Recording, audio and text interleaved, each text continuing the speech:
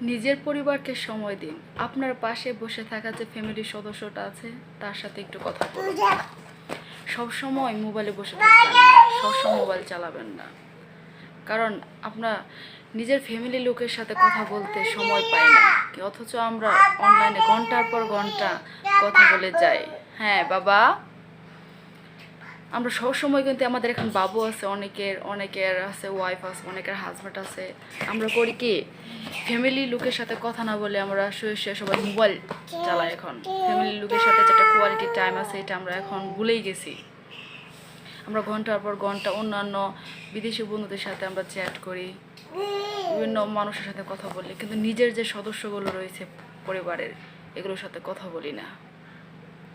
সময় দেওয়ার কথা বলেছে তখন আমরা ব্যস্ততা দেখাই, কারণ আমাদের সাথে সময় থাকে না, আমরা অনলাইন নিয়ে ব্যস্ত। এই যে আমাদের যে এখন বাবুগুলো